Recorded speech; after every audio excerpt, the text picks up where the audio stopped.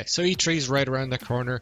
Let's have a look and see what we can expect from Bethesda and Square Enix at this year's conferences. Let's start with Bethesda, who are coming off of arguably one of the worst games in their history with Fallout 76. It was an absolute mess, and it was not what people wanted. It was borderline fraud, to be honest. So Bethesda are going to have to wow people again, I think, if they want. They're losing a lot of their luster with their last couple of games. I think people are sick of their engine. I think it's clear that their engine is a huge problem for them.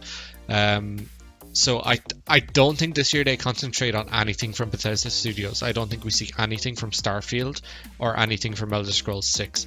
Maybe another teaser from Starfield, a small trailer, but for the most part I think that the biggest chunk of this conference will be Doom Eternal and Wolfenstein Youngblood. So I think they do a deep dive into Doom Eternal, maybe like what they did with Dishonored a couple of years ago, or with Fallout 4, where they do 20 minutes to half an hour just on Doom. I think then another portion is Wolfenstein Youngblood, which is like a spin-off. I suppose you could call it. It's a spin-off where you play BJ Blazkowicz's daughters sometime in the 80s. So I think they concentrate on those two. I think then the other big announcement will be whatever Arcane and Tango is working on. Tango Gameworks, who are the developers of the Evil Within. So I think we may see Evil Within 3 or potentially a new IP from Tango, because Evil Within 1 and 2 were outstanding games, excellent, but I don't think they did the numbers that Bethesda wanted. It all depends really on Shinji Mikami, who is the head of Tango, who is the resident. He's the Resident Evil guy. What he wants to do. So I'd be excited for Evil Within 3. I'd be just as excited to see what Mikami can do with a new IP as well. So that would be exciting. I think then we'll see what Arcane is working on, because Arcane are helping with Youngblood, but they are not developing it on their own fully. So I think that studio is working on another game. Again, I think that's a brand new IP. Dishonored didn't do the numbers they wanted, and neither did Prey. I think Prey was a bit of a failure for them. I thought Prey was pretty bad, to be honest. I didn't really like it. I wasn't really a fan of Dishonored, but I can tell that Dishonored was a good game. But I don't think Prey really was. I think Prey's story is great, and its world and environment is really good. I think what let Prey down was that it wasn't particularly fun to play, at least for me. I thought the enemies were not fun to kill. You know what I mean? They just weren't fun to fight. I didn't think the weapons felt good. So I think I'd be very surprised if there's a Prey 2. I think Arcane are certainly working on something brand new that we haven't seen before. So yeah, I think anything that's left then would be Quake Champions. I think that's still a thing. So they're probably going to spend some time on Quake Champions. They will spend time on the Elder Scrolls Online, which just had a new expansion. They'll spend time on that because that does really well for them. But I think that will be mostly it with them. Maybe they're going to announce some new mobile game. Like the past couple of E3s, they've done that. They've announced Fallout Shelter and Elder Scrolls Blades. I think Blades was, again, nobody really liked Blades. It had really bad monetization. It wasn't a particularly good game. So I'd be surprised if they talk about these things. If I was a betting man, I would say that Todd Howard is going to come out and be a little cute about Fallout 76. And it is sponsored by our friends at Vault-Tec as well. The Break It Early test application. Because evidently these online games are hard, they can have some nasty issues. I read on the internet that our games have had a few bugs. I read it on the internet, so it's true. He's going to talk, which I don't think he should do. I think if they come out and they're cute about Fallout 76 like they were about the bugs in their game last year, I think people will, they're on thin ice with a lot of people after what Fallout 76 was. So I think if they come out and they're apologetic and they're sorry, or they hold their hands up and say, hey, we got it wrong. I think people will be happy with them, but I don't think people can handle Todd Howard being cute this year. So, Todd, if you're listening, don't do it, brother. Stay away from this year's E3, or if you do come out, be apologetic.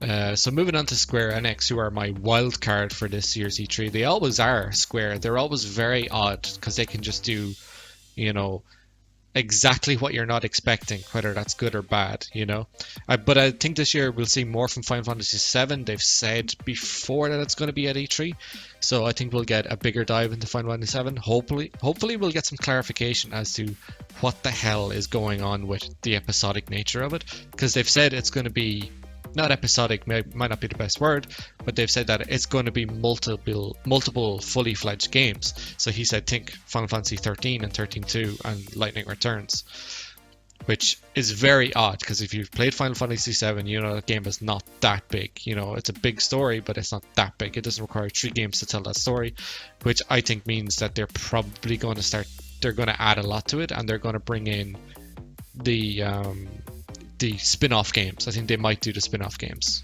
alongside it, or integrate them into the story, say. I think the biggest chunk of the conference will be the Crystal Dynamics' Avengers game. They've said that's going to be there in some capacity. I think that's coming out 2019. I think it's going to be a fall 2019 game. I think we're going to see a huge blowout of that. I think 10 minutes gameplay, I think. The rumors are that it's a live service game, and the rumors were that the development wasn't going terribly well. So that's why we've heard nothing from it since it was announced a few years ago. But I'm excited about this game. I think it's going to be really interesting to see what they do. If it is a live service game, I don't know. If it's Anthem level live service, then it's going to be a train wreck. But it could easily be, Division 2, where it comes out, it's a fully fledged game, there's a lot of content, it plays really well, and they can, add to it later down the line. I'm excited. My hope for this game is that it's more like you create your own character, you have your own skills, different powers, things like that. I hope you don't play as, the Avengers. I think in a loot-driven live service game, which is what we think it is, something akin to Destiny, I think it would be weird for one person to be Captain America and one to be Iron Man, because they have very different movement abilities, among other things. So is Iron Man going to be flying all the time? Is Captain America going to be walking? It's a very weird thing. That's why I'm so curious about this game, to see how they handle it. That's why I think if you create your own character and give them your own powers, you choose the powers, you level up, that makes more sense to me in a live service game. But say if it's not a live service game, and if it is a story driven game, then I think it's right that you play as the Avengers. I'm curious. I'm happy either way. This is the game that I am most confused about, because I can't imagine what it is exactly. I don't think it's going to be a tie-in to the movies. I don't think Captain America is going to look like Chris Evans, things like that. So yeah, I'm really curious about this, because Marvel Spider-Man was very, very good. And apparently this is the same in-game universe, because it's called Marvel's Avengers. So could Spider-Man make an appearance in this? The Sony Spider-Man? It's exciting times. This is really interesting. I think we'll get an update then on the other games that were announced last year. So I think Babylon's Fall will be there, which was announced coming from Platinum Games. I know absolutely nothing about this. The last trailer was just like a rundown of the lore of the world. So it looked interesting. So yeah, I think we'll see a little bit from Babylon's Fall, and then I think we'll see a little bit from Kingdom Hearts, like Kingdom Hearts DLC. But I think that's it for Square. Maybe there's a surprise in there. Maybe they talk about what the team behind Octopath Traveler is doing. Octopath Traveler is coming out this week on PC. So that game did very, very well for them. So I would be very surprised if they didn't talk about what that team is doing next, Octopath Traveler 2 or something brand new. And lastly then, Ubisoft, who Ubisoft are always one of my favorite conferences every year because they're so weird. They can easily just do something completely odd. Mr. Caffeine is a great example. He's a massive weirdo. So, I wonder what this game would have looked like had we released it long ago. Then you have they always do big dance numbers, or that time when they had people running in with airsoft guns and interrupted the conference years and years ago. So Ubisoft are really odd, but I think this year could be a really good year for them. I think Ghost Recon Breakpoint will get a big blowout. That's coming out October this year, I think. So that'll get, I think that'll get a lot of time.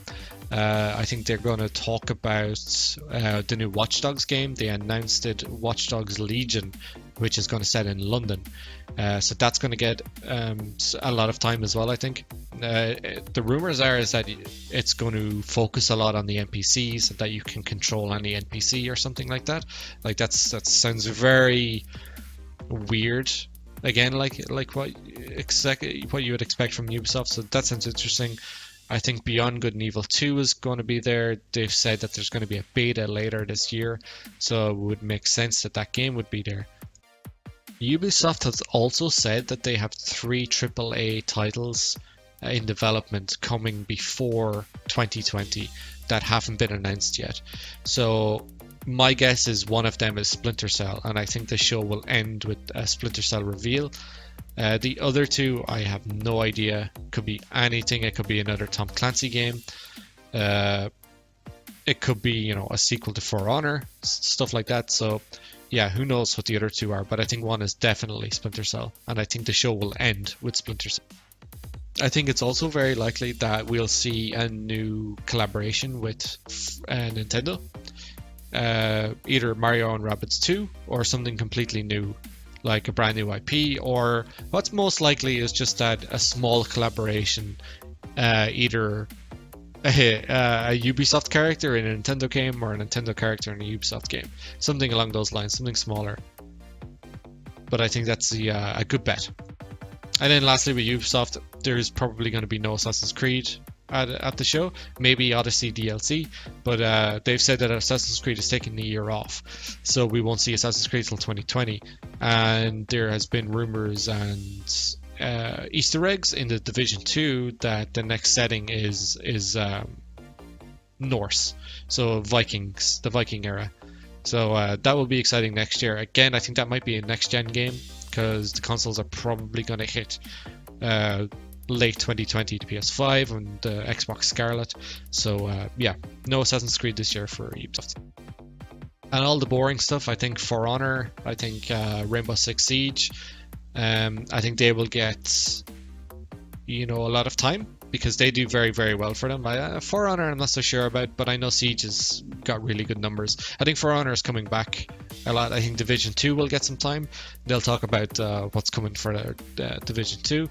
And then lastly, I think the last thing that they will, I think that might come up is their version of Game Pass. So EA has Origin Premier for PC, and Microsoft has Xbox Game Pass. So I think Ubisoft have one of their own, and I think they're going to talk about it at the conference. Yeah, so that's it. That's the rest of the conferences. The other show is the PC gaming show. That's really hard to call because PC Game Show is odd. It might get some small announcements. I think a couple of years ago, like Age of Empires remake was announced at that, among other things. But I like the PC Game Show, but it's not enough. I don't know enough about it to be able to predict or call about what to expect from it. Yeah, so PC Game Show, I'm not so sure. And then you have the kind of funny showcase, which will be a ton of indies. I think last year they had a lot of indie titles at their pre-show or at their show. This year it's probably going to be the same. Again, I don't know much about it to call it. I think we'll just see a ton of indies. Probably nothing too crazy, but probably some interesting games that aren't big enough to be on one of the big guys' conferences. And then Nintendo are going to have a Nintendo Direct around the same time around E3. That I know very little about Nintendo. The Directs are usually really, really good. They're usually really tight and focused. I've no idea what to expect from that. They could, announce absolutely nothing, or they could announce like 3 or 4 big games.